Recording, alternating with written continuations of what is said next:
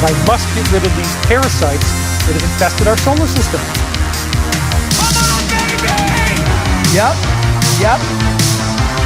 The poop stick. I love fasting.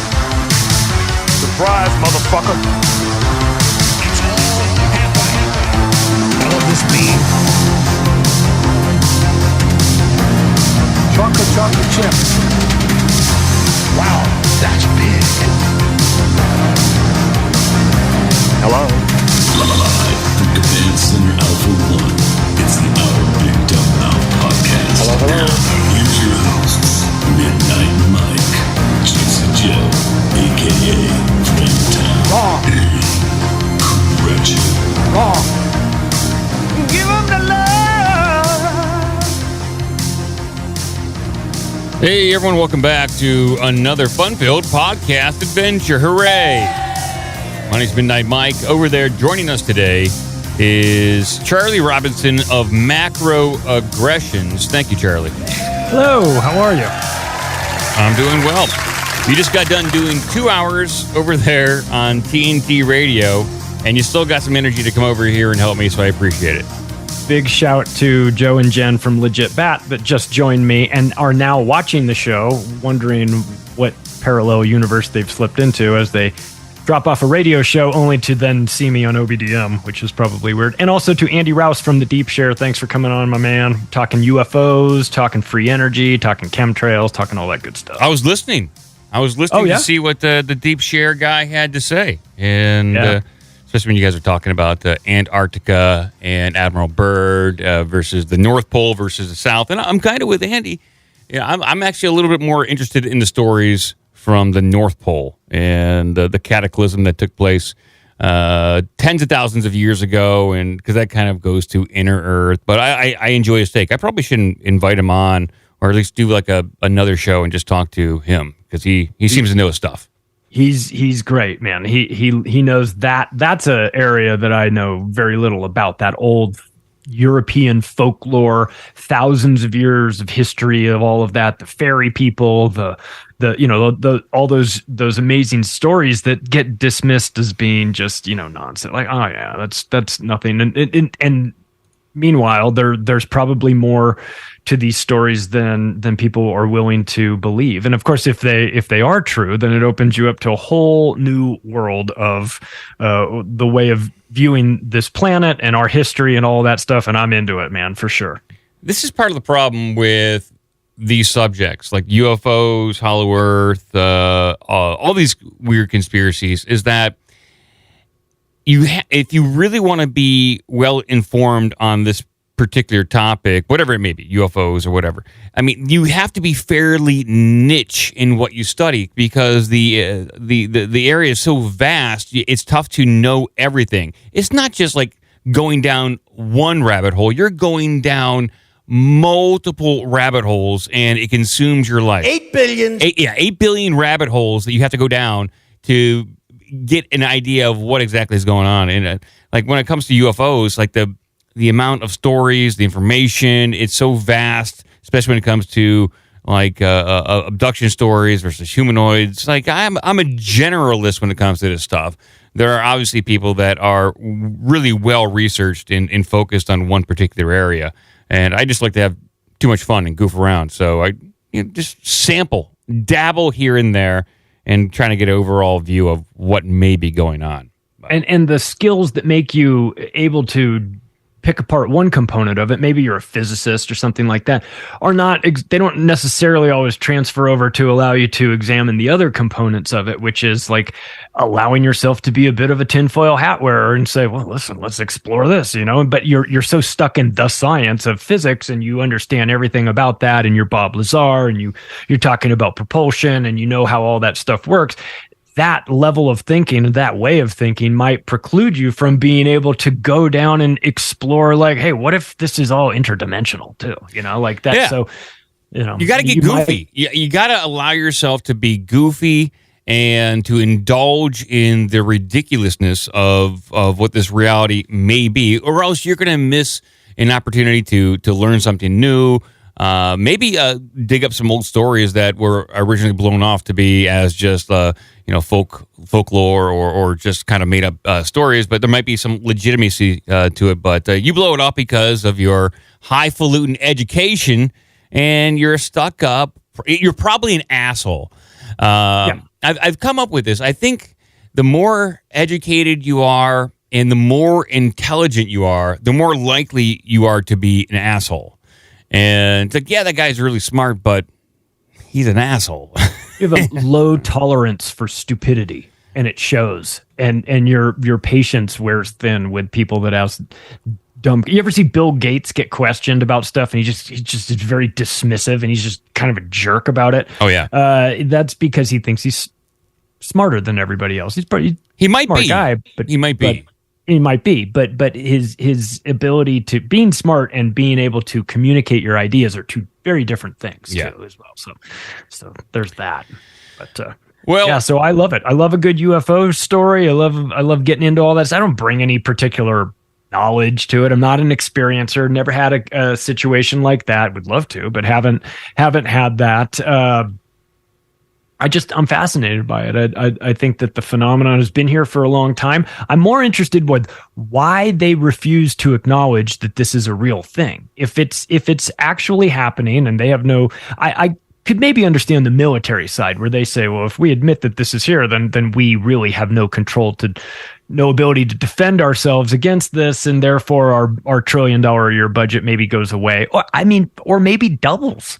Really, a case could be made that they could, we got to spend more to defend against bleep bloop, as Cretchet says. Yeah, it just it depends on how they frame it, but I think there's a bit of a conflict going on right now. We'll get into some of those stories. Cretchet is not here. He's not here, and also on assignment. I hear he's out on assignment. He's on another fact-finding mission. His last fact-finding mission returned no facts, and so he's out again.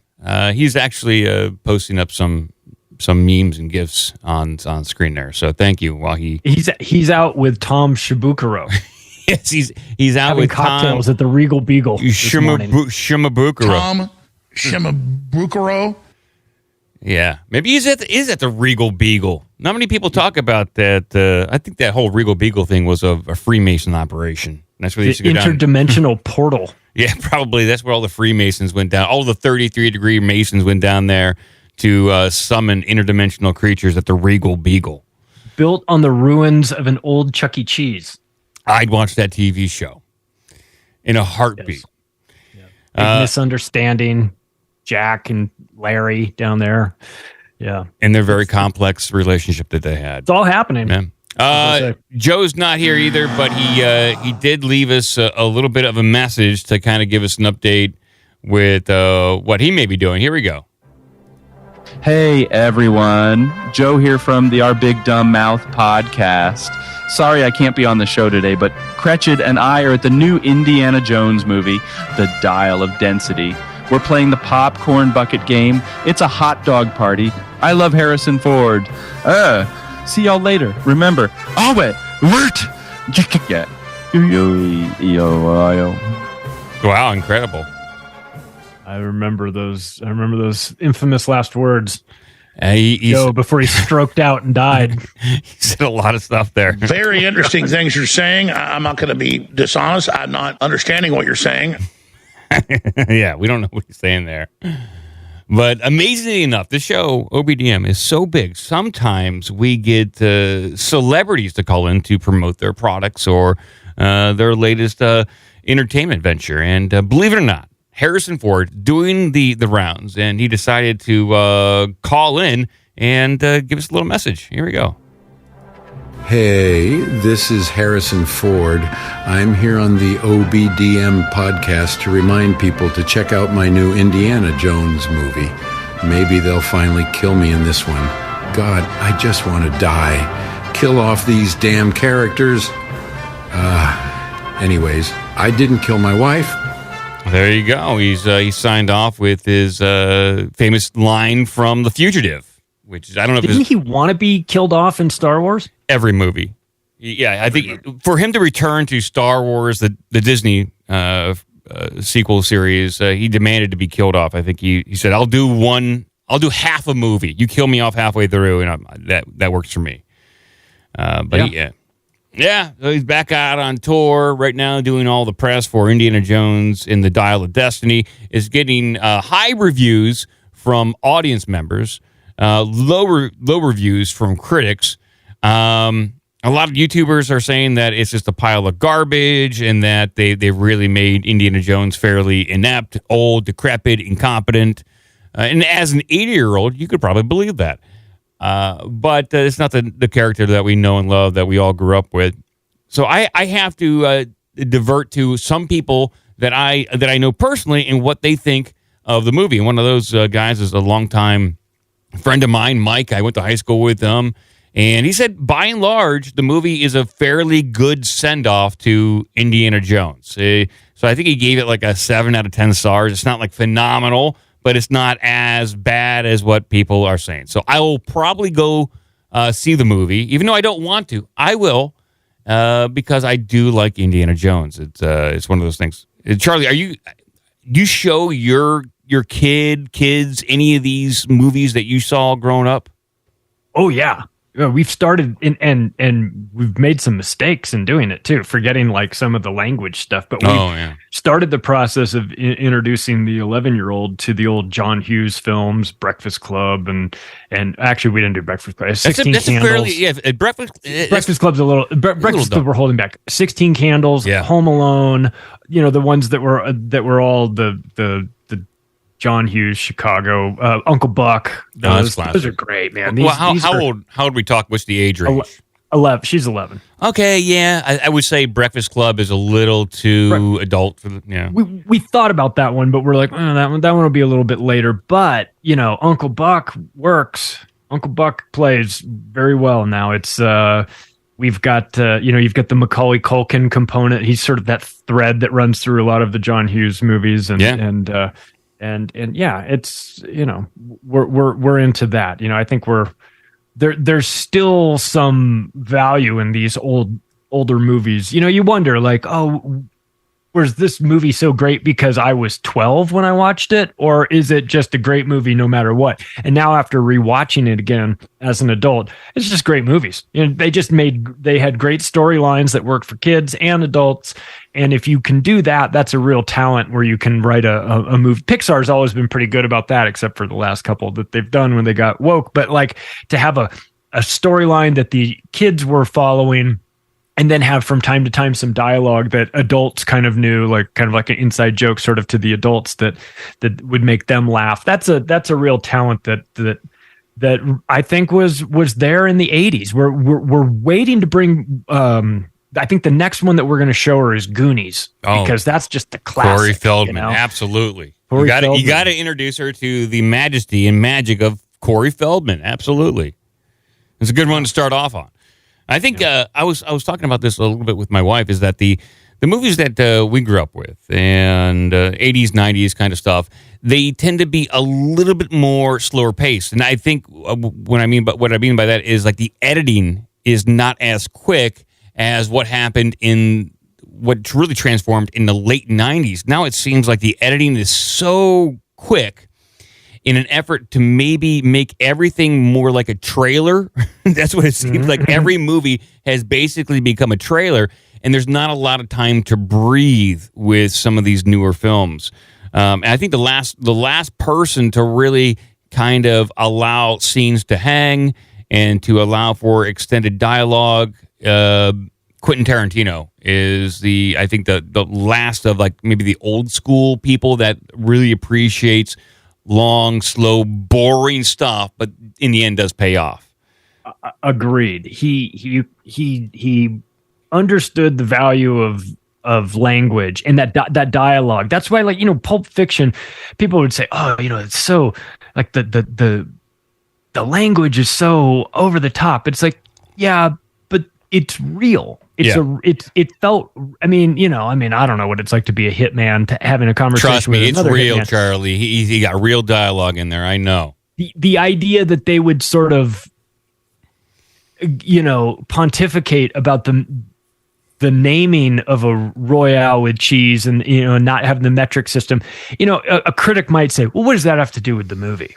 Well, it has to do with character. Yeah, exactly. And they're talking about everything else but what they're doing, because what they're doing is mundane to them. They murder people for a living. Yeah. The topic of conversation is, how do you define this cheeseburger or a $5 milkshake or something?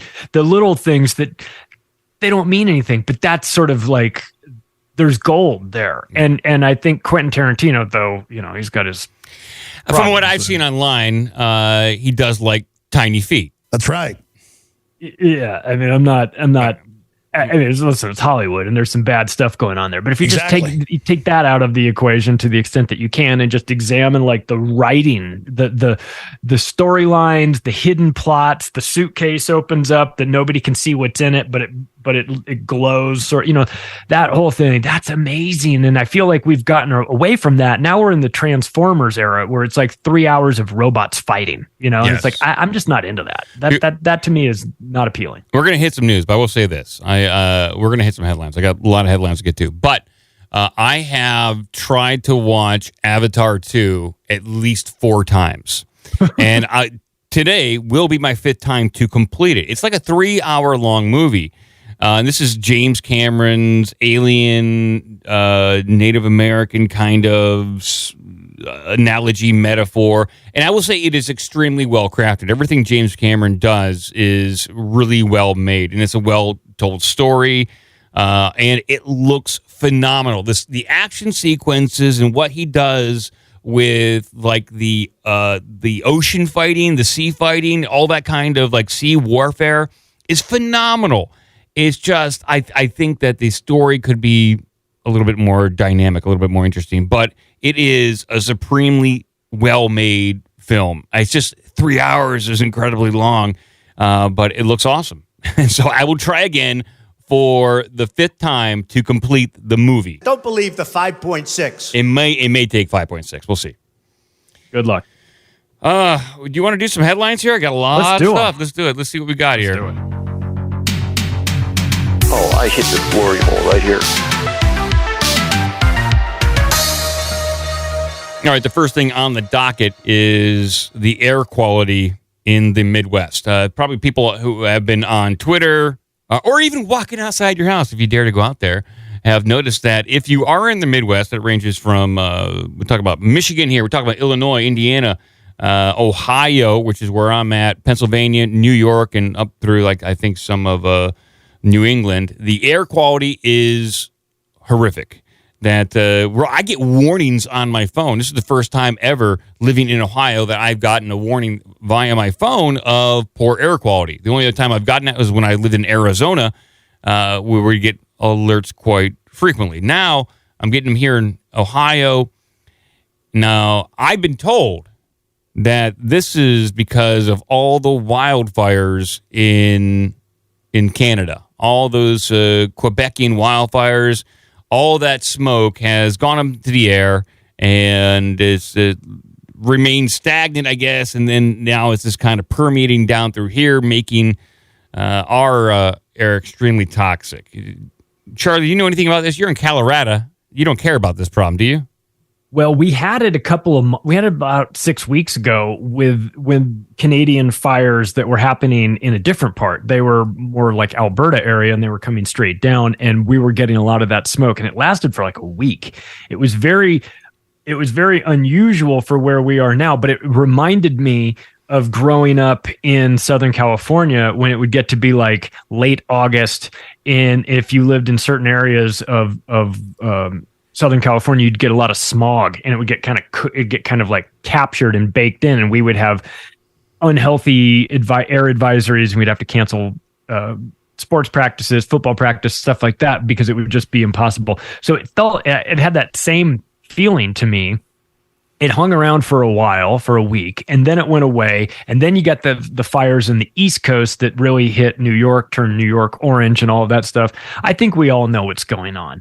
They're just distracting us while they do touch-up maintenance work on the firmament. They don't want us looking. They don't want anybody paying attention to that, right? They want to create Bill Gates is officially blotting out the sun, like he said, with help of Montgomery Burns, of course.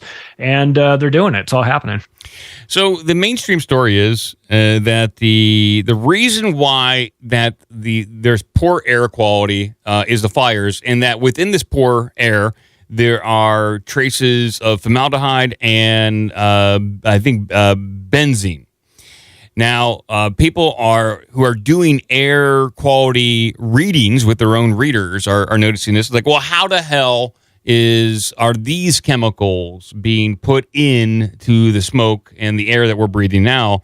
Well, I looked up, and this is the mainstream argument that, and according to a paper, I'll bring this up on screen. This is from a paper published in 2019. This is science. If you want to believe it, people, you can. So the effects of atmospheric processing on oxidative potential of biomass burning organic aerosols. And apparently that the longer that the smoke stays up in the air, and in combination with UV light and moisture, can create formaldehyde and benzene, which can then be, sink back down to the air that we breathe. And benzene is highly cancerous. I think it's just a little bit will go a very long ways with this stuff. And so that's the mainstream kind of explanation of the air quality and what is going on. There are other people out there that may have different things. So over there on Twitter, I'll play a few things from Twitter concerning this. This one has been going around. This is about this is from a guy in Canada. He seems fairly reasonable, but this is what he is saying over there in Canada. Let's see if I can play this. Bring it up on screen here a second. Angry Beekeeper here. You guys know you're breathing poison right now, right? I walked out of my house this morning and I smelt burning plastic. So I got on the Google right away and I looked, where is this plastic fire? Well, there was no gigantic plastic fire. What we are smelling is the smoke from Northern Ontario and Northern Quebec, the forest fires. Now, what is happening? That wood smoke is going up into the atmosphere and it's mixing with water.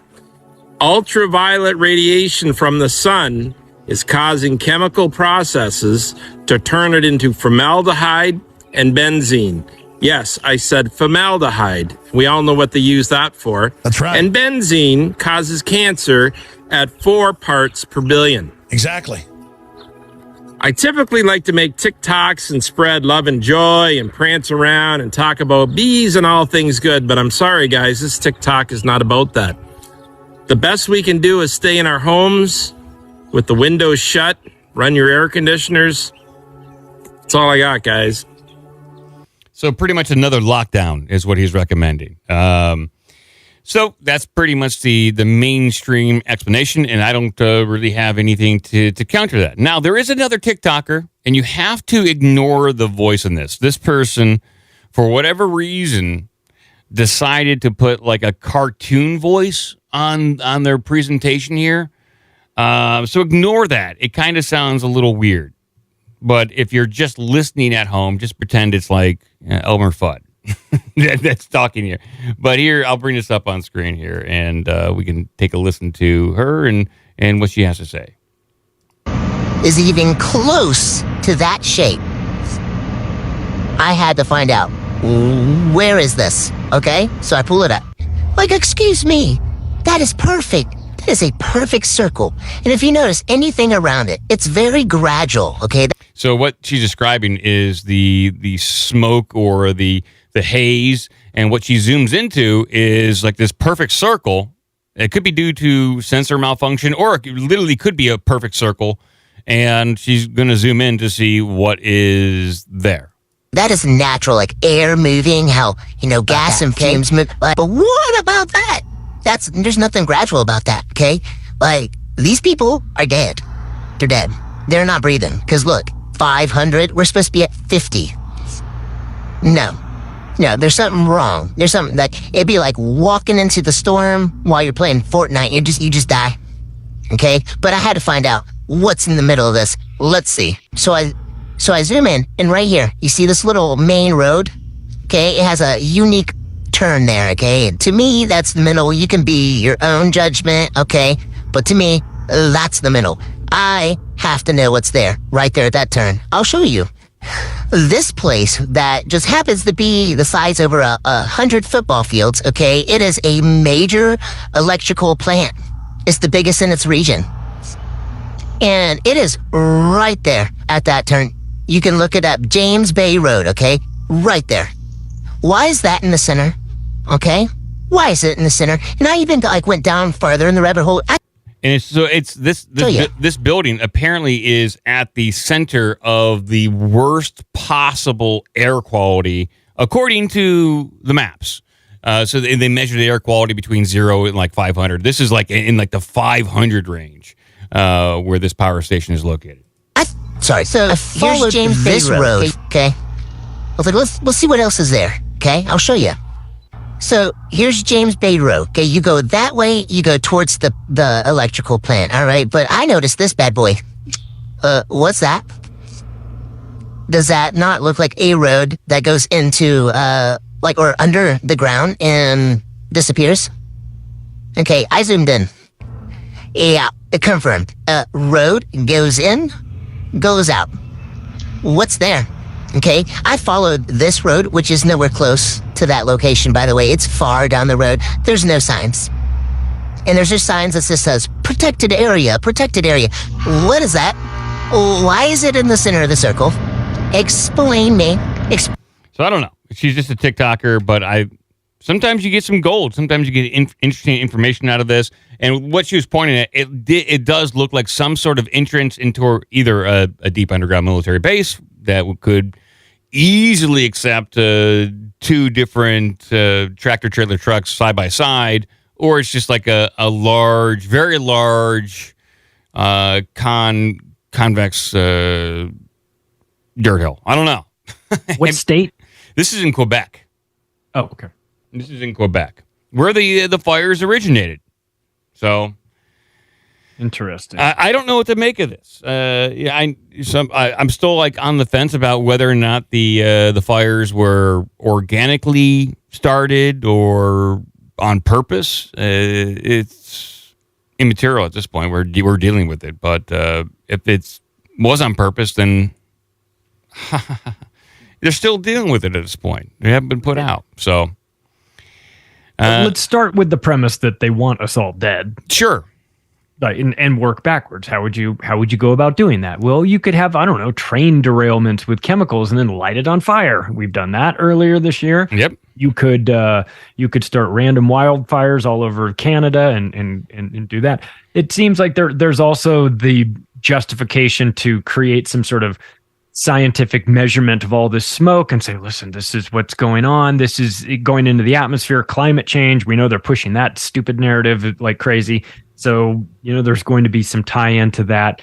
And of course, look, cancer. Cancer's big business. They love it. We're all getting killed here.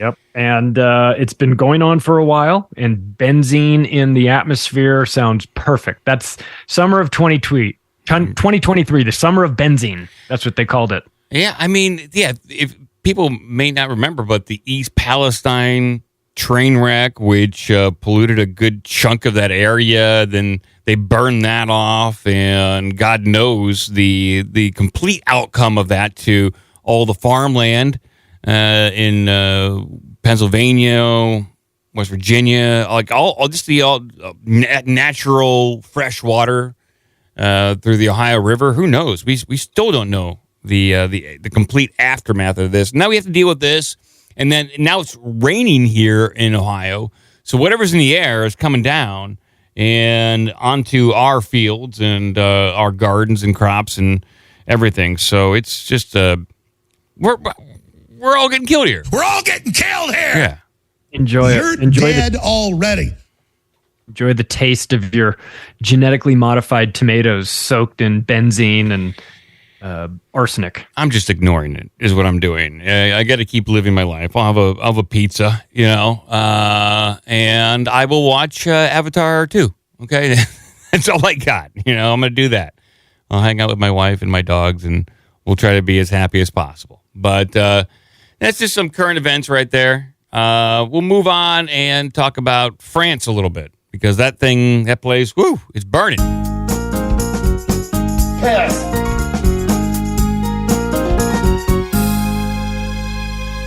Have you heard about France, Charlie? I have. There's a place in France where the naked ladies dance. Yes. Turning over C. I've heard that too. This is from CBS. So this is what CBS News is saying about France. And I think it's important to listen to the mainstream. They kind of give you indicators about what they want, what they want things to be, what they want reality to be. So we'll play this. Here we go. Turning overseas now. Tonight, French President Emmanuel Macron urged parents to keep their children off the streets before a fourth night of protests sparked by a deadly police shooting. CBS's Elaine Cobb is in Paris. Fireworks turned into weapons as protesters launched them at riot police and buildings across France. Cars were torched and firefighters responded to some 6,000 fires over the last 2 nights. 45,000 police officers are on the streets. The government has deployed armoured vehicles to quell riots. Many local authorities have limited public transport services and imposed curfews. The protesters accuse the police of racism and excessive force after 17-year-old Nael, of Algerian-Moroccan descent, was shot dead at close range during a traffic stop Tuesday morning. The officer who fired the fatal shot has been placed under formal investigation for murder. A third of the 900 people arrested last night were under 18, some as young as 12. It's the responsibility of the parents to keep their children at home, said President Emmanuel Macron. Nael's mother, who led a march in his memory Thursday, will bury her son tomorrow, amid fears of renewed violence then and through the weekend.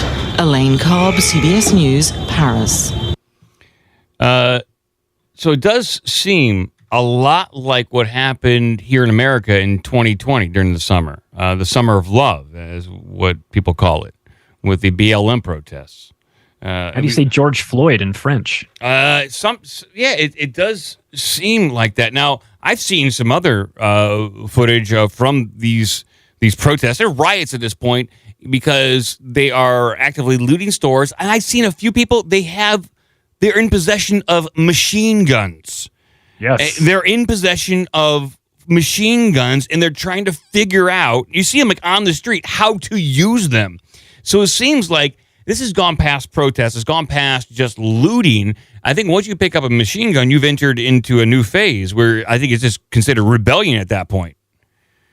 Problem, reaction, solution, all over this. Now, I'm not saying that that it doesn't happen from time to time that the police do something incredibly stupid like this, but the idea that the media and the government, everybody's going to fuel this to create a big division. Of course, who's been protesting against Macron for the last year? The people. Yellow vest. They've been out in the streets protesting against that, against increased food prices and the lowering of the age of retirement for the pension in France. It's created a real problem where people are out there excessively and rightfully angry with that little elf, Emmanuel Macron, right? So people are out in the streets. It's become like a national, duty to get out there and protest against them. But now they're distracted. Now they're fighting against somebody else. Now there's different people fighting against the police, and it's a welcome distraction, I would imagine, for Macron, because at least for once they're not mad at him. They will be eventually, but this is what happens when you allow the Soros-backed group that's pulling migrants from North Africa and diverting them in specifically placing them in countries. And you've got the host countries going, this is not going to work. This group that you're bringing in does not assimilate well with our culture. We've tried this before. It doesn't really work. And you get these pockets where the cultures don't mix well. In Poland, that's been happening a lot. Some countries just straight up put barriers saying, do not come in here at all. We don't want the migrants in here. So look, it's a humanitarian issue moving migrants out of North Africa because it's been destabilized, most likely by our government. And then they're being managed in a process that has, there's booklets that are printed by a company that George Soros owns. It's not debatable anymore. They're showing them how to go through Turkey and come up in a very predictable path and how to integrate into Western Europe, given cell phones, given money, given access to all of this stuff. And then they start these riots, and it feels very problem reaction solutionist to me. Well, listen to this little segment from the BBC as for the potential catalyst and what is really driving this. Turning overseas now. Tonight, that's French BBS. President... No, I wanted this one. This is what I wanted. Come on, you jerk.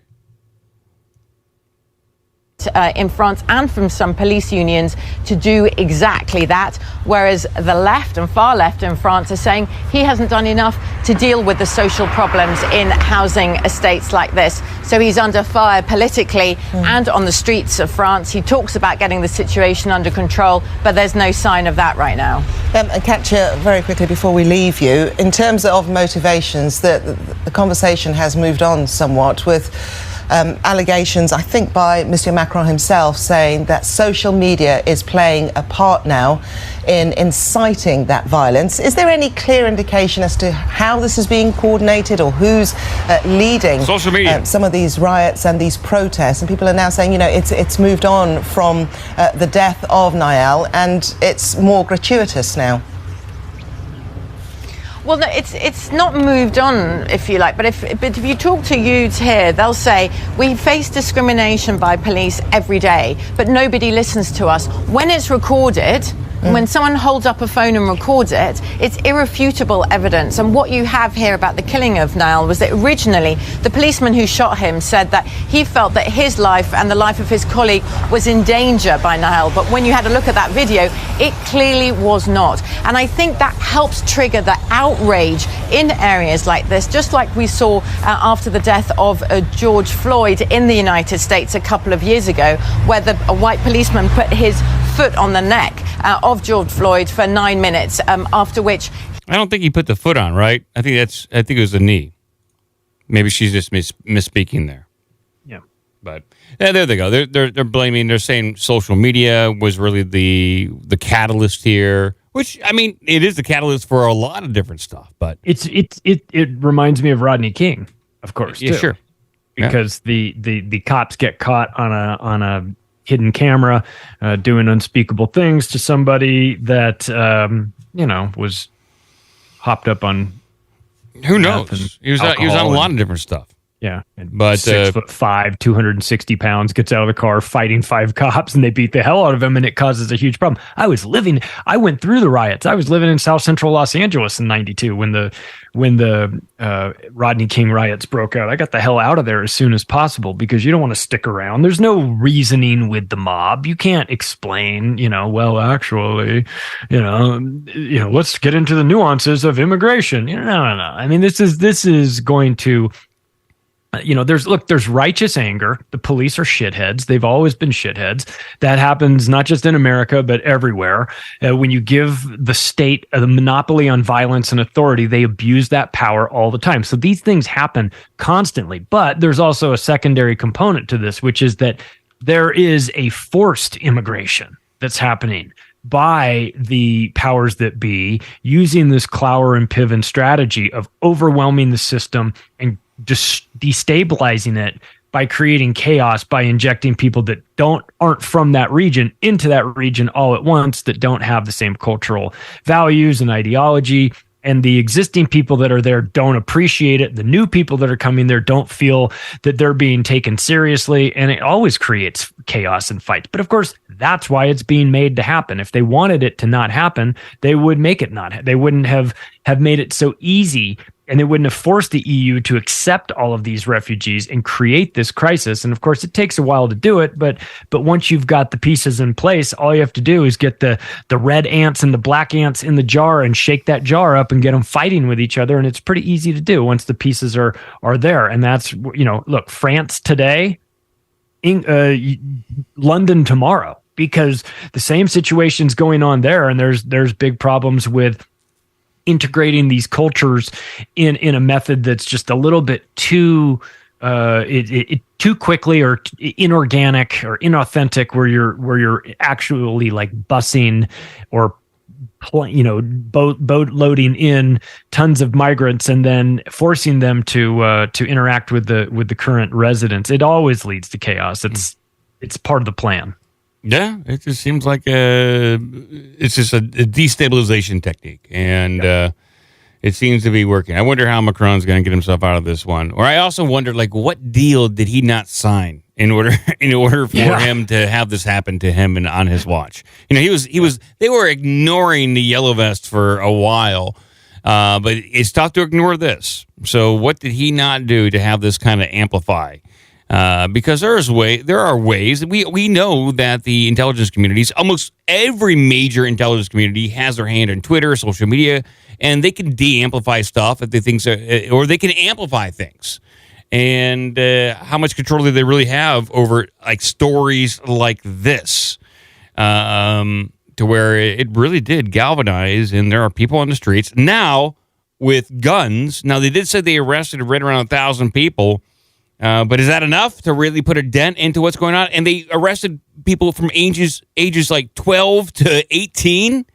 That's crazy. You have 12-year-olds out there doing this stuff. Insanity. Yeah, and France has a pretty strict gun policy, if I'm not mistaken. So the fact that there are all of a sudden just magically machine guns in the hands of people that don't know how to use them, I mean, my little tinfoil hat starts to get fitted real nice and snugly after I hear that, because I can just envision, like in the old South Central days where the rail car pulls up and it's just open and there's just filled with machine guns for all the gangs to take. I feel like maybe it's the same way. Are the guns being added to this in this situation as a means of taking it to the next level? Because if you've got a bunch of people that don't even know how to shoot them out there with them, then clearly something is being made to happen. And it seems like, to me, from the video I see, it seems like they're looting off the ground like PUBG and like Call of Duty. You find stuff on the ground, you loot it, it's mine, and if you know how to work it, I guess more power to you. But I think that's the last part. How do you really operate a belt-fed machine gun if you've never used one before? How do you shoot the RPG correctly into the window of the prime minister's house if you've never fired one before? You know not to stand directly behind it with somebody? It's I mean, a lot of these movies, if they watch like The Expendables or any Arnold Schwarzenegger movie, they might be educated enough to do some damage, but we'll see. I learned everything I know about guns and RPGs from Red Dawn. Pretty much, me too. That's right. And Commando with Arnold Schwarzenegger. Right? Yes. You learn when Commando went shopping for his guns before he went to go get his daughter back. You can learn a lot about cool gadgets and weapons and how to load things and what you need. Cool movie. I'm gonna watch that tonight, right after Avatar. Right after 2. Avatar 2. Yeah, right after that one. Exactly. Commando 2. He's out there now lecturing you about the environment. Yeah. All right. Let's we got some more headlines here. Let's move on. We're tearing it down. Let's see here. Since this is on the this is a bit of a different kind of story here, I'll bring this up. Before we get to UFO talk, because I know you have some things to say. I do. But here's a different story. Well, expect to see more of the Big Muddy Monster in southern Illinois. 3, 2, 1. The big reveal for the big statue. Dozens were at the corner of Route 13 and 127 in Murfreesboro for the new landmark. The Big Muddy Monster statue is bronze, stands 8 foot 8 inches, and it weighs nearly 800 pounds. 50 years ago this week, Murfreesboro police investigated the first money monster sighting. Mayor Will Stevens says the city's looking forward to more people sighting their monster. We think about Metropolis and Superman. We think about Chester and Popeye and all of the marketing and things that come out of those characters connected to those communities. And so we think this will be very much the same as that. Frankly, where there's Bigfoot, there's big bucks. And we think that this will be a tourist attraction, not just for people here locally, but for people all over the country. A company out of Salt Lake City created the statue. They used the Murfreesboro Police Report's description to come up with the design. Giving me a knobber. So there you go, the big muddy monster. Now, I wasn't familiar with that term, the mud monster, but every state, every different little locality has their own version of Bigfoot, and so there you go. They got a huge. It's a bronze statue. That thing looks amazing. I mean, I don't. Did you hear in the story like how much the city spent to make that thing? Is it? 1 billion. No, it can't be that much. No. 9 billion 240. $9,240,000,000. Yeah, but Bigfoot, big bucks. Yeah, that's what they're saying there. Yeah. Even in my neck of the woods, down near where Dave Chappelle lives, near Hocking Hills, Ohio, a lot of Bigfoot sightings down there, especially since 2016. And they've been marketing that area of Hocking Hills as an area to actively go out there and look for Bigfoot as a way to draw in hikers and local commerce and all that kind of stuff. I'm gonna go down there. I doubt I'm gonna see Bigfoot, but you never know. Well, I just was I interviewed Chris Matthew from Forbidden Knowledge News last night for Macroaggressions, because he's got a new series that's coming out. I've seen the first episode of it about he started in Louisiana, called Occult Louisiana, and they go into details. He interviews some hunters that were out there that had the craziest paranormal experience you could ever possibly have. This guy who he's kind of, I think, made the rounds now. You might have heard the story of he was in his hunting blind and he was sitting there not really paying too much attention, and his rifle was leaning up against the sort of the side of it, and it started to rattle. So he grabbed his rifle and got a really bad feeling, like he got a feeling like he was being watched. So he pulled his rifle up, looked through the scope, and saw a humanoid figure out there, a very tall, 8.5 foot, big black matted hair, looking, black skin, really hard to kind of tell what it was. He's looking through the scope and sees this thing, and as he's looking at it, he's freaking out, of course, and another being kind of steps towards the I don't know, Bigfoot that he was looking at. And it looks like a dog man. It's very skinny, tall, with a dog head. And they start to communicate telepathically with him. The dog man says to him telepathically, better put that gun down or I'm going to come up I'm going to get in that shed. I'm going to tear you apart. Whoa. And then the Bigfoot then telepathically says to the dog man, no, don't do that. He's just looking at us. Don't worry about it. So this guy is going, what do I do? What do I do? So he says, well, I guess maybe I should try to telepathically communicate with them, saying, I'm not going to shoot you. I'm just looking at you. And then another voice came in and said, get out of there. And so he got out and left. And as he left, he looked back and he said that he could see that there were multiple beings there. So if people are interested in that, go over to forbiddenknowledge.news and take a look. Chris has got this. Episode 1 is up. It's like $5 to watch it. It'll blow your mind, man. So, and I'm not giving away too much of it because there's far more, but it gets into the concept of Bigfoot being possibly, interdimensional, telepathic, paranormal Bigfoot, in nature, paranormal in nature, hanging out with other cryptid. It's like a superhero convention of cryptid weirdos, and so I don't know. That's kind of a weird. That's kind of like a weird, rare story. Typically, you don't find a lot of different cryptids hanging out like they're partying together. Yeah, that's fairly rare. Occasionally, you will see or read a story about Bigfoot and a typical alien being spotted in the same vicinity. Occasionally, a Bigfoot going onto a UFO or interacting with these entities. But a dogman, that's kind of a much more rare cryptid. And then to have that kind of exchange, I'll have to check that out. I like those kind of stories.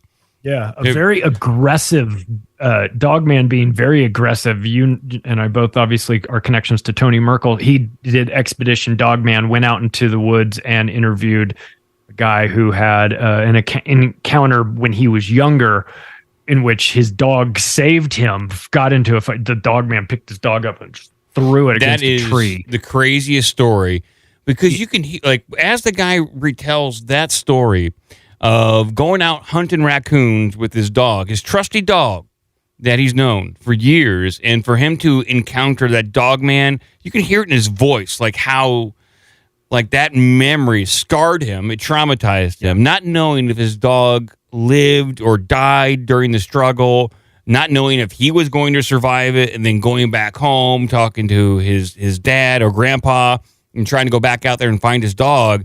What a fascinating story about what lurks not that far away out there in the woods. I mean, that guy, his story was like, I believe what he's saying. Like, it is so detailed, and there's so much emotion behind it. Yeah, he could be some hillbilly actor who's just putting people on. If that's the case, well, God bless him. He should do more of that kind of stuff. Listen, if he's making that up, forget the Hollywood writers' strike. Yeah. Go hire that guy and the interdimensional Bigfoot guy. That same with the interdimensional the Bigfoot and Dogman guy that Chris filmed. This is a guy you watch him and you go, well, he doesn't seem like he's, he doesn't seem like he's just the kind of a good old boy. He's just a guy who likes to go hunt in Louisiana.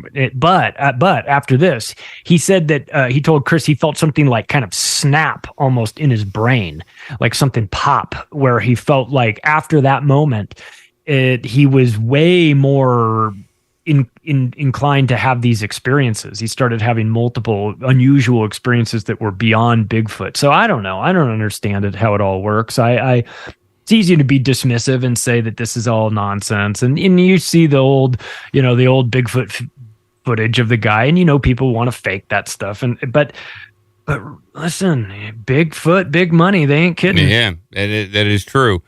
I like in that story that Bigfoot was the one saying, calm down, calm down, dog man. He's probably out here just to party with like we're doing, trying to smoke a little weed in a tree, Relax. And Chris told me that his experiences, the people that he's talked to that have had those experiences over the years have told him that for whatever reason, Dogman appears to be subservient to the Bigfoot.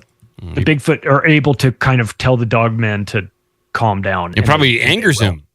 It probably angers him. Like he's like second in charge. So anytime he has an opportunity to rip a human apart, he probably like, I'm going to go do it. Right? Well, calm down. Hold on there a minute. Yamakio. Yeah, Yamakio. Exactly. Well, while we're talking about paranormal stuff, let's talk about some UFO stuff real quick. Real quick, I mean like half hour or so. I haven't even touched on. I mean, maybe you talked about this, Charlie. Sorry, not to preempt it, but I will. But maybe you've talked about this and have an opinion on the malaria in Texas and Florida. Yes. No, I haven't talked about it, but it. I don't know. There's just an article a year ago talking about how they've released genetically modified mosquitoes in the same areas. And then what do you know? There's malaria happening there. Bill Gates behind the genetically modified mosquitoes, of course. Yeah, before we get to UFOs consume a lot of my time. But here's the headline up on the screen here. Are genetically modified mosquitoes that vaccinate humans now causing U.S. malaria cases for the first time since 2003? And this comes from Blacklisted News. I can put this in the in the show notes here. So from Axios, malaria cases discovered in Florida and Texas marked the first local spread of the disease in the U.S. in 20 years. And it goes on. This article goes on to say, we know that Bill Gates has been releasing his genetically modified Franken mosquitoes in Florida for years. We may extrapolate that said Franken mosquitoes may now be spreading across the United States, infecting Texans as well as Floridians. Malaria has been spread by mosquitoes locally in the U.S. for the first time in 20 years. Now, people are saying, well, one is doing the other, but we just don't know at this point. I think on the No Agenda show, they were basically blaming like malaria vaccine trials. They were kind of like, I don't know, blaming, but saying, here's a theory. They're doing like malaria vaccine trials in some of these locations, and maybe those malaria vaccines aren't as good as what they think, and thus there is some malaria cases out there as well. Well, it reminds me of the polio vaccines that they give out to children in India and Africa and places like that, and then find that there's massive polio outbreaks in the areas where they gave the vaccines, and that it's vaccine-induced polio, which is now responsible for 80% of all polio in the world is vaccine-induced polio. So this is probably vaccine-induced malaria. Vaccine against malaria that winds up giving you malaria. So they go on to say here, is there a vaccine? There is no completely effective malaria vaccine, but the WHO recommends a malaria vaccine for children at risk. The approval comes after an ongoing pilot program launched in 2019 in Ghana, Kenya, which nearly 1.5 million children have received their first dose. More than a dozen vaccine candidates are now in clinical development. Progress has lagged due to several obstacles, including the lack of traditional market, few developers, and the technical complexity of developing a vaccine against a parasite. And just funny enough, one of the drugs that is used against malaria is Plaquenil, which was also rumored to be useful against COVID-19. And it goes on to say here, ivermectin has been found to have a direct effect on the liver stages of the malaria parasite, making it a potential tool for malarial control. So this vaccine would be in direct competition with ivermectin and traditional uses of Plaquenil. So interesting little correlation with COVID-19 there. And it also reminds me, listen, the World Health Organization also went out and vaccinated a bunch of kids in Kenya for tetanus. Mm-hmm. And they did that for a long, long time. A bunch of women, especially for young girls and women, for tetanus. And then it was discovered and announced, and they were later found guilty of this, but they were putting sterilants in the tetanus vaccines that were filled with antigens that were making it so that women could never get pregnant. Well, sure, they got to do that stuff. I have to do it. Yeah, they got to do that. Got to depopulate. That's just a bonus. Yeah. But you're never going to make, if you're making a vaccine for malaria and it's going to cost you, I don't know, $400 per shot, and then you've got ivermectin, which costs 3 cents per dose, which one do you think is going to get suppressed? Probably ivermectin, because it's all about making the money. Yeah. That's how you make the money. It is. Come on, Jones. That's where you make the money. Yeah. And just to wrap up this story, 4 people in Sarasota County in Florida and a person in Cameron County in Texas contracted a potentially deadly virus, the deadly malaria virus, disease, over a period from late May to late June through local transmission, according to the CDC. All patients have received treatment and are improving, per a CDC statement. So how are they getting better? Is it through the traditional means, I guess, using Plaquenil? I don't know. I was on Plaquenil for a long time, and that was because I was diagnosed with lupus, and they found that lupus patients respond fairly well to Plaquenil. And it's you can get generic versions of that. You can get generic versions of Plaquenil. So, well, ivermectin, everyone should have a stash of that. It works. It's an anti-parasitic. It costs you almost nothing, and it's good to have. And it works really well when you get sick. Yeah. All right, UFOs.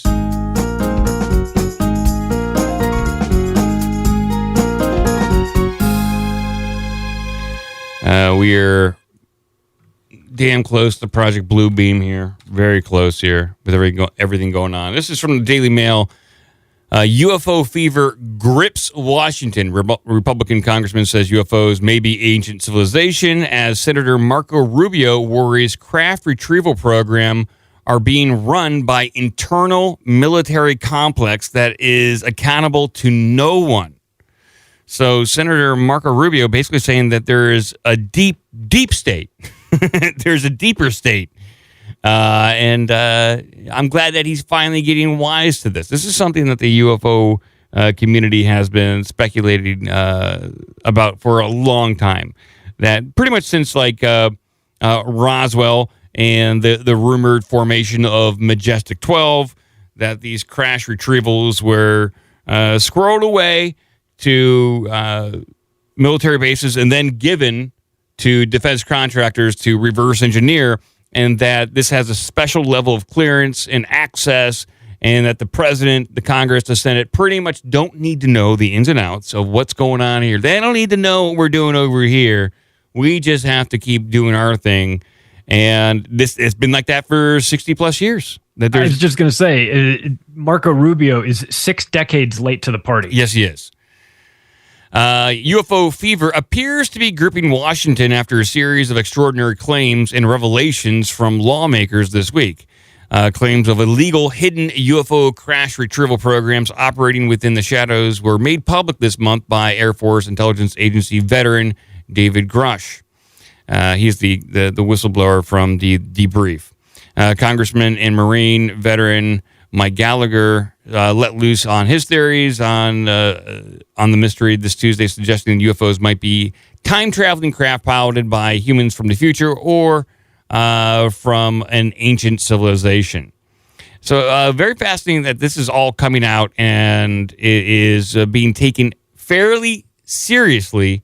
And for a senator, like for as vanilla and plain as Senator Rubio is, for him to say that there's an internal group of people that is not accountable to anybody is, I think, quite extraordinary. And I think this is a missed opportunity, another missed opportunity by Trump. So hypothetically, that there is this secret group comprised of members of the Pentagon, the military, and defense contractors like Lockheed Martin, Raytheon, all those guys. And they have special access programs, and it's not accessible to anyone but those people. Then they just get their money from black budgets or from illegal means to continue to develop this super secret tech that allows them to have complete domination over anyone else on the earth if they are in fact able to use and reverse engineer this stuff. Well, it would make it extremely difficult, even if you pass a law. Why would they obey it at that point? Right. Why would they even consider any word you have worth anything to them, considering what they have, what they've built up over the past 50 years, which is probably internal intelligence countermeasures, disinformation campaigns, their own military to enforce whatever kind of policies they have, to continue whatever kind of agenda that is not adhering probably directly to the president's agenda, congressional agendas. They're doing their own thing at this point. Why would you think that new laws passed by some committee is going to impact what they want to do at all? It wouldn't at all. It reminds me of what Daniel Inouye said. He was the senator from Hawaii. He said that there is another government that has its own funding mechanism, its own military, its own Air Force, its own Navy, its own everything. And this is like the deep state government. This has been going on for forever, right? This is when Catherine Austin Fitts and Mark Skidmore talked about the missing $21 trillion that was siphoned off of the Department of Defense and HUD. And that was just 2 of the 17 federal agencies that they'd looked at before they wound up changing the accounting on all of this. So they've hidden the money. The money's been gone missing for a long time to finance projects like this.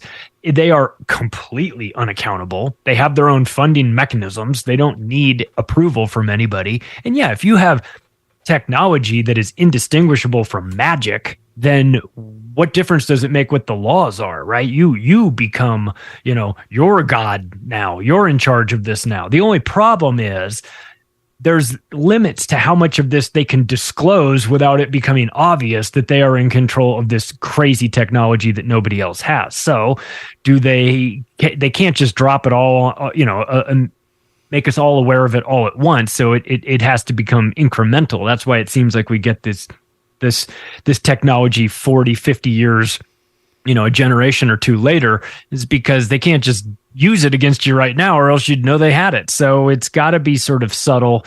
And this is, listen, what Marco Rubio is going to give you disclosure? Really? That's who's going to do it? Of all the people that we've had over the years that were talking about this, and the whistleblowers that stuck their necks out and wound up getting marginalized or put in the loony bin or thrown out of windows or pushed in front of cars or whatever. Marco fucking Rubio? Seriously? That's the guy? I'm sorry. I want disclosure, but I don't want it from Marco Rubio. We don't know what's happening. I want it from Trump. That's who's going. He's the UFO president. He has an opportunity to be the UFO president. He gets back in. It's too late. I think the left hates you already. I think it's too late, even if he gets back in. This is what I think would have to happen. So hypothetically, all these stories that there is a crash retrieval program, there are UFO tech out there. Let's just go with that. That is real.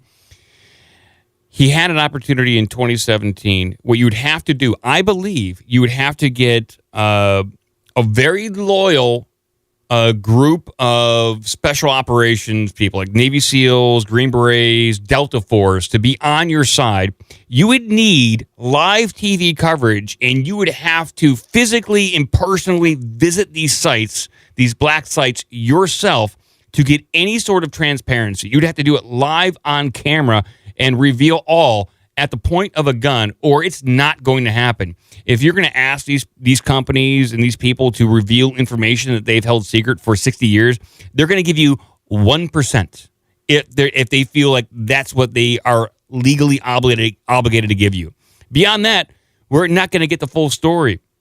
He has to go in guns a-blazing, which Trump is not going to do. He had an opportunity to do this with the formation of Space Force, and it didn't happen, and it's not going to happen. What other president is really going to do this? I don't even think Robert F. Kennedy Jr.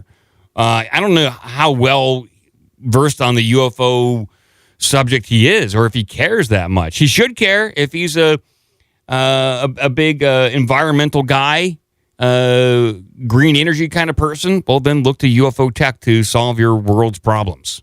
Hey, if you watch Daniel List over at Dark Journalist and you get into the JFK, the X-Files, the X technology, X Protect, and that whole system that was running behind the scenes there, he makes the case that Kennedy was killed because he was willing to share information about UFOs with the Russians, and that the security state said that that's a non-starter and that we can't have him doing that. So he may be RFK Jr. may have a connection that doesn't get talked about too much, just due to his family's proximity to that whole situation.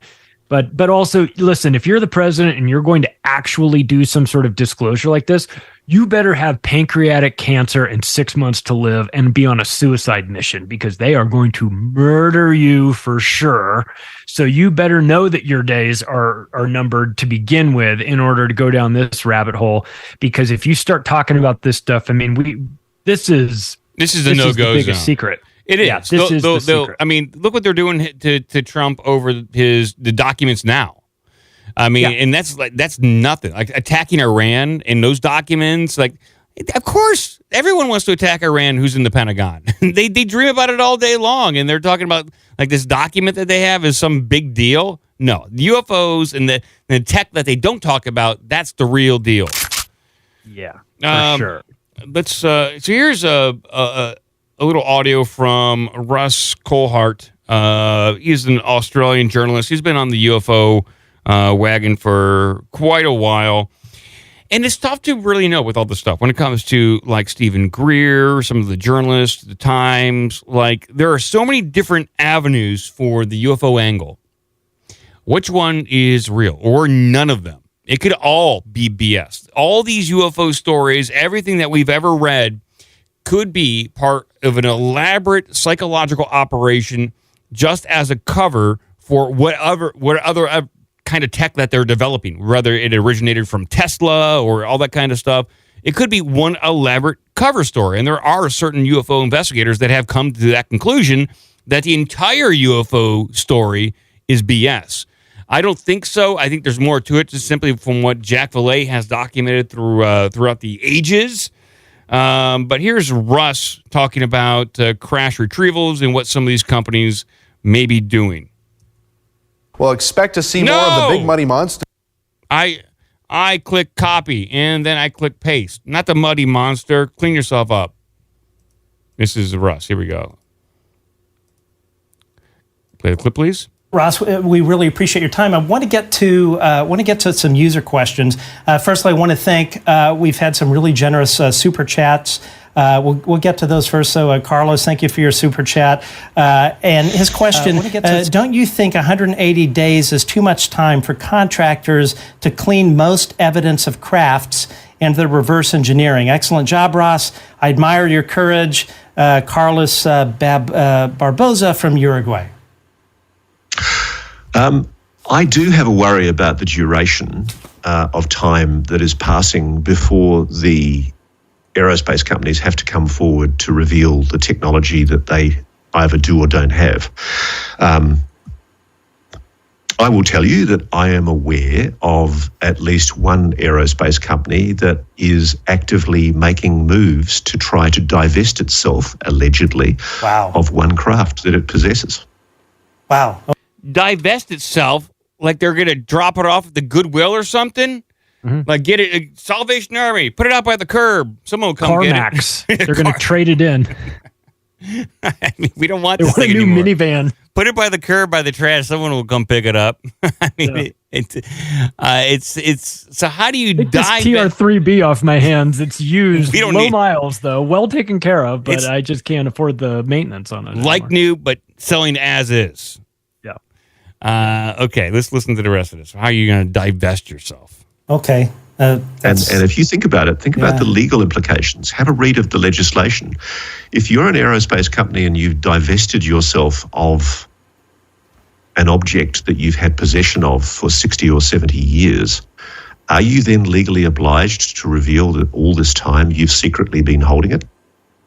This is the really interesting thing is I think that what's happening at the moment inside private aerospace, and this is why there's a need, frankly, for the government to take leadership on this, because this could get really messy.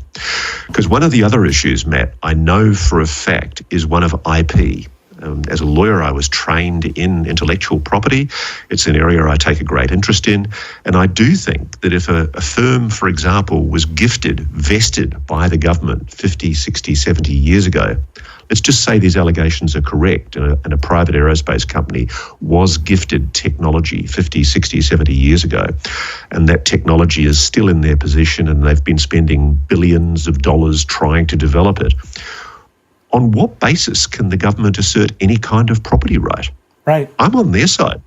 I mean, frankly, if you're an aerospace company and you were given this, there was no commercial contract signed between you and the government at the time, and I'm told there wasn't.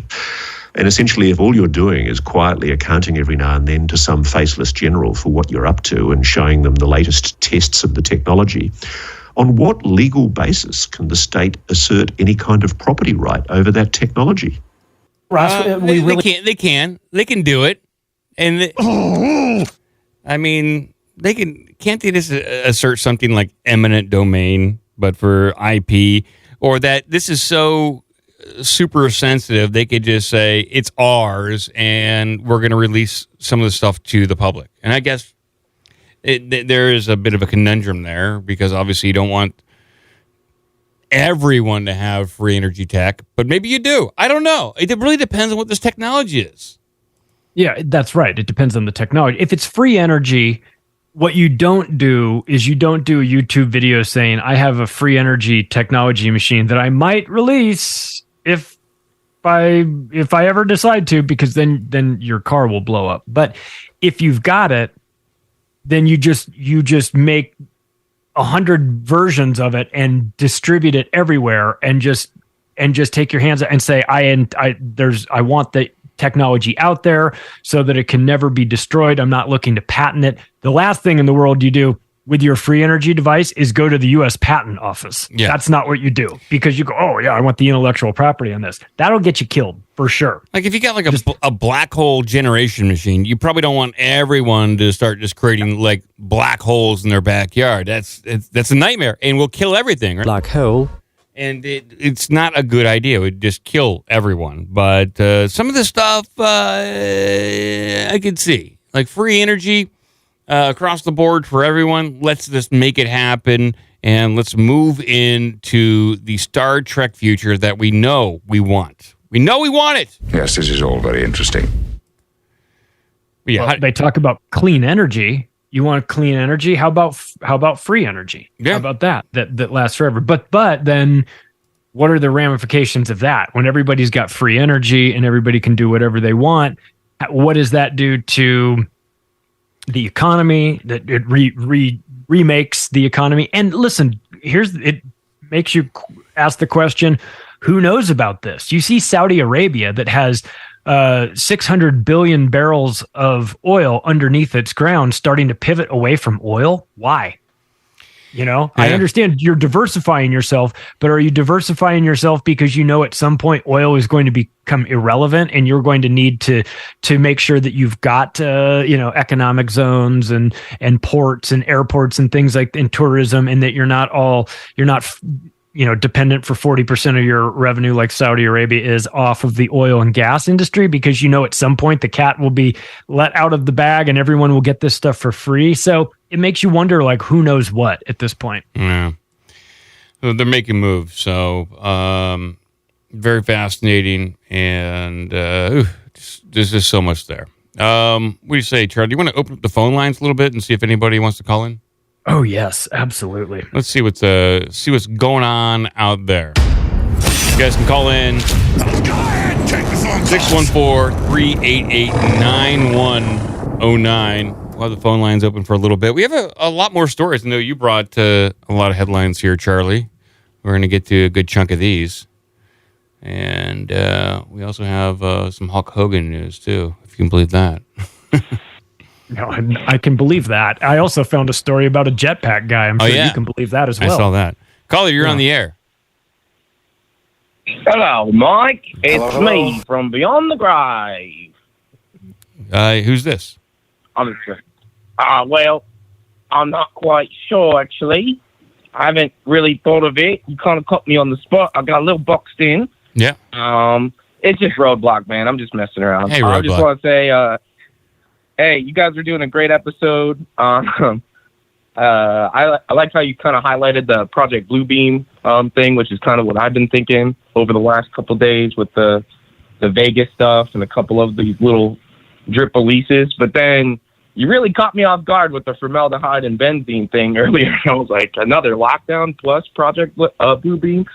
So then I'm kind of like putting some things together on my yarn board, if you will. I think it's all happening. Yeah, it is all happening. I think it'll only be, we'll know it's Project Bluebeam once we are getting kind of round the clock coverage, and every day you see CNN or somebody on one of these major news networks is brought on to talk about the latest UFO stuff. So once it's like a daily piece, much the way like the Iraq War had daily pieces, or the Ukraine scuffle, or COVID, once we see that, then you will know it is something like Project Bluebeam. Oh, yeah, even absolutely. Independence Day. That's what I'm... Yeah. Oh, totally. Yeah, exactly. And then that's sort of the weird connection that we're seeing, is that we're seeing these sort of suits, these particular specialized suits for Space Force, which do look a little alien-like, and based on what I know about Project Bluebeam, and what I've heard from your show and Charlie Robinson, of course. Thank you, Charlie.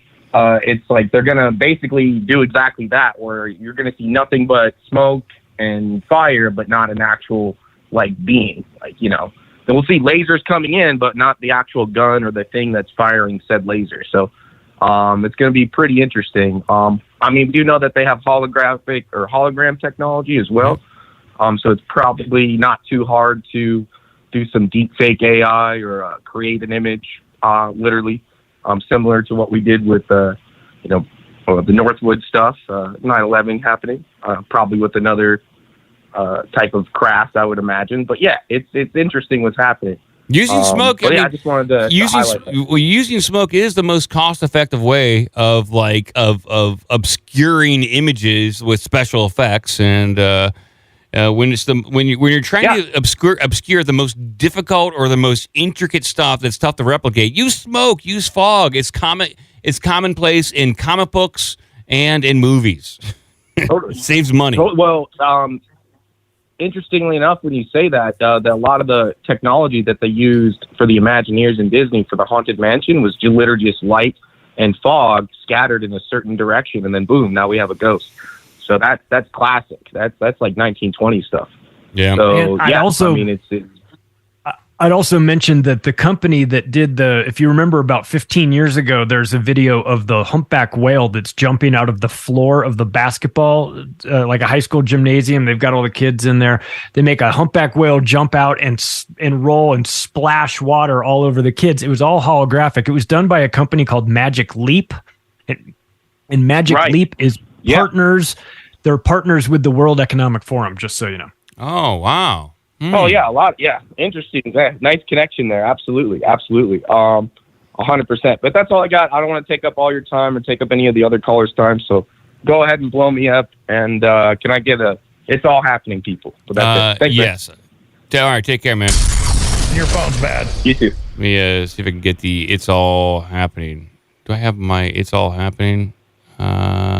Here, it's all happening. It's right here. Come on. It's all here. It's all going down. It's all happening. There we go. Caller, you're on the air. Hey guys, great to hear you. Hey. Enjoying the show. This is Chris. I'm in Oklahoma. You're in Oklahoma? I am in Oklahoma. We have Bigfoot and aliens and everything here too. Yeah, you guys got I think Bigfoot hunting licenses out there. Yeah, we do. Yeah. There's actually a guy lives not far from me that had he had a YouTube channel for a while, Dave something or other. So he hunted Bigfoot down on Muddy Boggy Creek. But what I was calling about, I wanted to know you guys' opinion on who is at the top of the whole New World Order agenda. Do you think there's an actual physical person or entity that's at the top, or is it just like an ideology or religion, and there's no real central leadership? That's a good question. So about, I would say 10, 12 years ago, about 10 years ago, there's a book called Superclass, which documented about 5,000 ultra-wealthy, mostly Western individuals, some even artists, and they congregate, they have parties, and they exchange ideas and what they think the world should be. I think some of those people would be at the top, but I think it goes beyond that. There's like another level up. I think if you find like the connections between like people like at Raytheon, and who also may have connections at the Pentagon and then also in the pharmaceutical sector. If you find like some of those connections, I would say BlackRock and Vanguard get very close to the top, but I think ultimately it still goes back to royalty and bloodline. Charlie? I would say the Committee of 300 would be a good place to look. That's a group that incorporates a lot of royalty into that mix, far more than anything the World Economic Forum could do. It's the top, the all pro team of the World Economic Forum that's part of the Committee of 300. I'd also look at the intergenerational Italian banking families, the Black nobility as they're called, the Grey Pope, those guys, these people that have been around for generations accumulating wealth and power sort of behind the scenes. It's almost like, I know it sounds sort of inconvenient to say this, but it's almost like if you know who they are, they're probably not in charge. So, and then it gets you into the sort of more woo-woo component of that, is that are they of the belief that they are ruling by decree because they are of a different bloodline.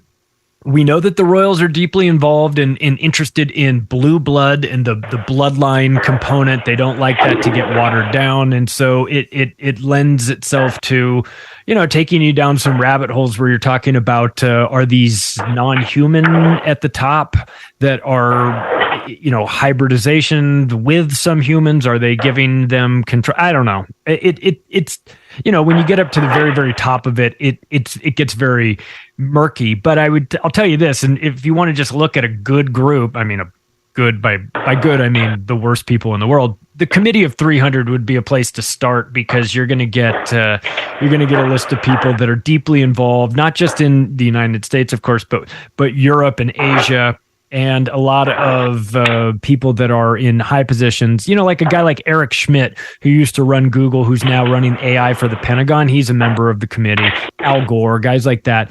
Those guys aren't the ones that are necessarily, they're not the trillionaire class, but they're in positions of power within industry and banking and media and able to sort of make things happen. But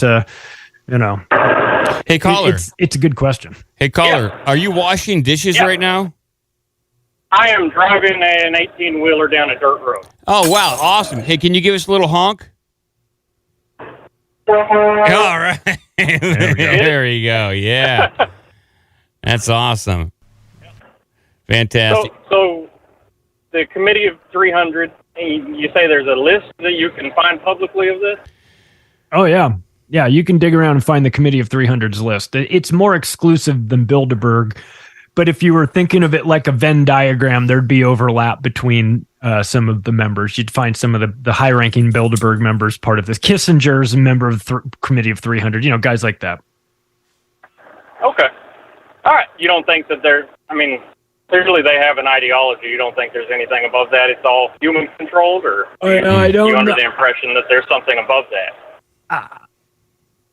You listen, when we start getting into conversations about what's going on in the catacombs of the Vatican and this ancient information that's been hidden away, I am just somebody that is interested in it, but I don't particularly know the ins and outs of who's controlling it. I would not be at all surprised if there was a non-human influence in this. In fact, if I had to guess, I'd say there probably is, or has been at some point, that has deemed these people to be the rulers, the bloodline rulers of this planet.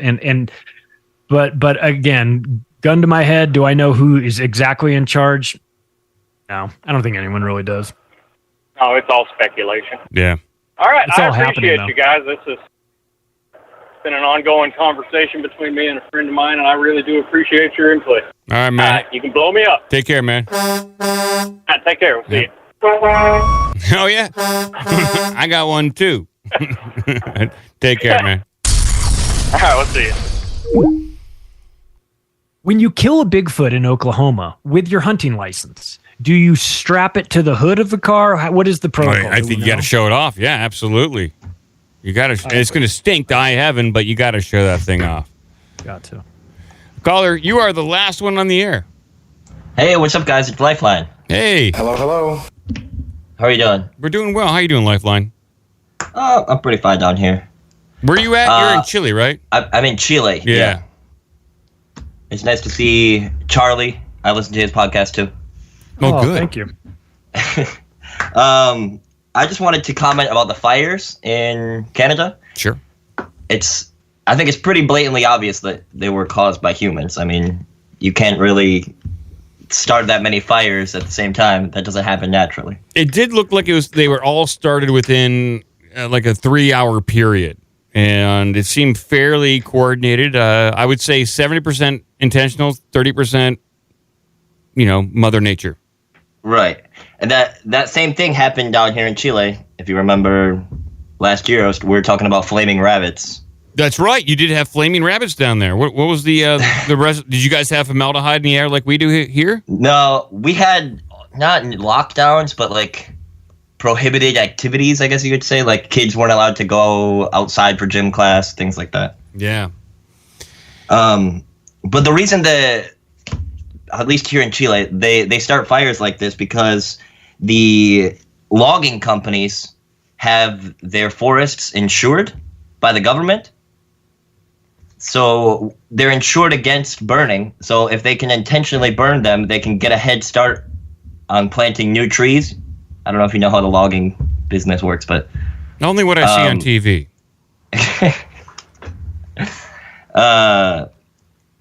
So they would pay people, I don't know, usually like just not rednecks, what's the word? Like people who live in the countryside, poorer people, to start these fires. Rednecks, I guess. They're good at burning South stuff. American rednecks. Oh, yeah.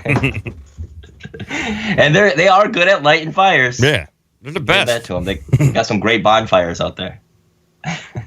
I would say like being an arsonist, that's a very white, like redneck kind of thing to do, you know? Yeah. They'd pay these people not very much money to light fires, then put them in jail for not very long. And hey, I just doubled my income.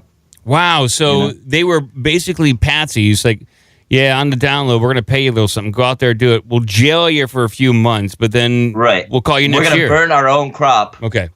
Because it's insured, we can take that money out from the insurance companies, insured by the government as well. Wow, that's a pretty good scam if you can get that. Wow. Yeah, exactly. Wow. And I know that at least one company, Arauco, has been moving towards northern Michigan. I know they're in Grayling now. And a lot of that area that's been burning is logging, from what I've seen on the internet, is logging company land. So could be just as simple as that they're trying to fleece the government. It's possible. We would have to take a look at the logging companies and their insurance, and then what the insurance companies are willing to cover, and if that is government backed. And just coincidentally, I've known, like, for whatever reason, in my life, I know a lot of people that are traveling up to Michigan for like the 4th of July, Independence Day weekend here in America. They're camping in Michigan now for whatever reason. Like, Michigan's great for camping. Well, yeah, it's a beautiful state. I've never had anybody in my life besides the past 3 weeks where people have said we're going to Michigan to camp this week, when it is like the most, I guess, according to all news, the most toxified air you could breathe in Michigan. We're going there to camp right now. So, Great timing, man. Yeah, it's beautiful up there. I'm from there, so I know. Oh, you're from Michigan? Yeah. Wow, just like Kid Rock. Yeah. All right. Those Michigan summers. Yeah. Wow. So, and then, were you born in Michigan? Yeah, I was born in Michigan. Wow. I lived there for 20 years. Really? How about that? Yeah. And then another thing you were talking about, these immigrants, how they might be controlled, like you said, by Soros pamphlets and things like that. I think that the